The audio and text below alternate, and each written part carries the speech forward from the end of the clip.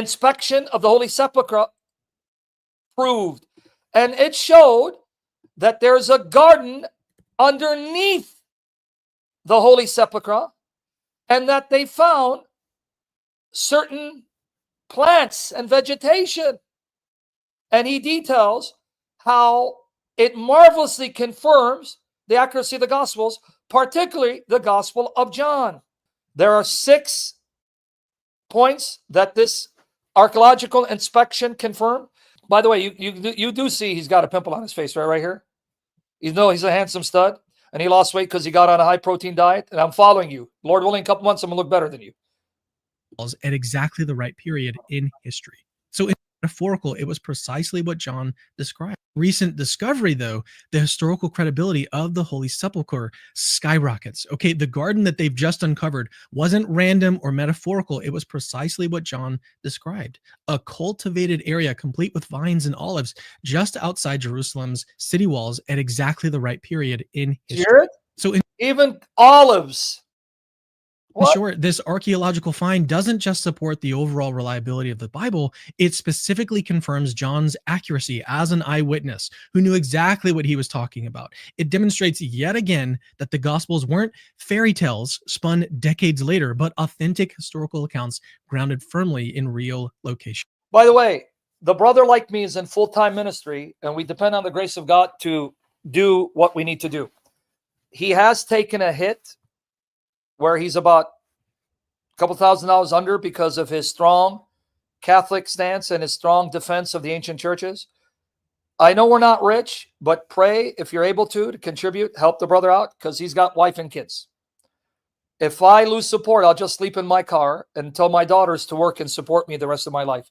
But anyway, now here's the facts, and I'm going to go into the articles. Coming up, we're going to see exactly why this discovery isn't just significant, it's massive, and yet somehow almost everyone has overlooked its true importance. You're definitely going to want to hear this. All right, so why is this discovery beneath the Church of the Holy Sepulchre such a big deal? Well, it's not just because it confirms that John's gospel or settles a centuries-old debate about the tomb's location, though it does that, and though those are already super big.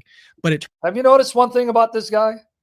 He'll dress sharp and smooth, and he will gel his hair back to the right. And then he'll have an open collar so that he looks damn sexy. And then he's going to have books in the back. And then he's got this guitar to show you that he's hip and cool and he's nobody's fool. That's not the way you get more support, brother. Okay? Stop being a stumbling block to sisters. You're married, dude. Shoot.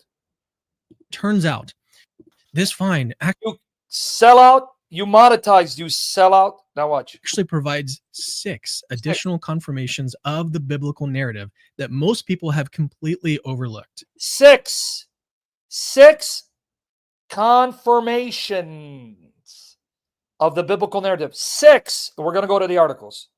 So first, archaeologists can now prove beyond doubt that this quarry-turned garden was located just outside Jerusalem's city walls around the time of Jesus' crucifixion. Remember, the Bible explicitly states that Jesus was crucified and buried just outside the city in John 19:20. You caught it?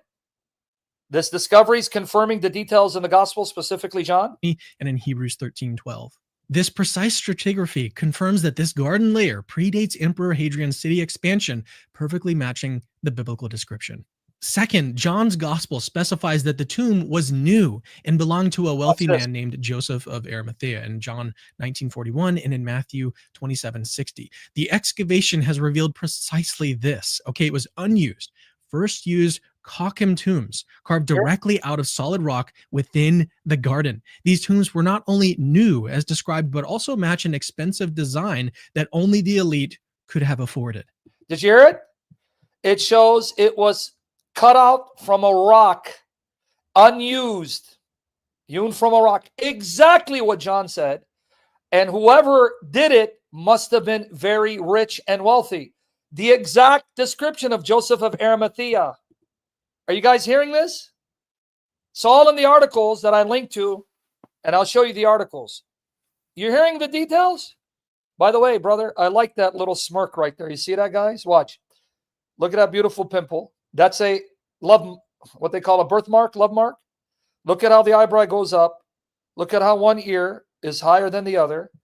The hair is all pointing to the right. And look at that smirk. And notice it's pointing to the right because he doesn't want to be a goat on the left. He wants to make sure he's one of the sheep on the right. See that? Look at that. Look at this. This is a little higher than this. You sexy beast, you. Emphasis on beast. Third, Mark's gospel emphasizes that the tomb was cut out of the rock in Mark 15:46. And guess what?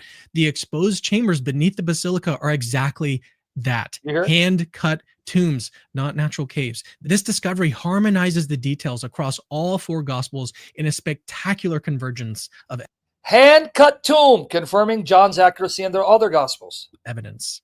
Fourth, the Bible indicates urgency. Okay, Jesus was crucified on the day of preparation, which required very quick burial before the Sabbath. Again, read John 19:42. Having a ready-made tomb mere steps away from Golgotha makes perfect logical sense. Okay, the recent archaeological evidence confirms this scenario wasn't just plausible, it actually happened exactly as described. Wow. Fifth, exactly remember as it was described. Damn, Gina. Remember how John uses vine and garden imagery throughout his gospel? Like check out John 15:1-8. Well, the discovery of actual first century vine and olive remains precisely where John places the garden adds incredible depth to his gospel. It shows John's theological symbolism was anchored in real, tangible details his readers would have instantly recognized. Did you hear that the archaeological inspection shows vines and olive gardens? Did you catch it? Hence, the Lord uses the imagery of I'm the true vine, and yet people still want to be a skeptic. And finally, the sixth confirmation, Hadrian's deliberate burial of the garden beneath the pagan shrine in 135 AD makes sense only if Christians were already venerating the spot identified in John 19.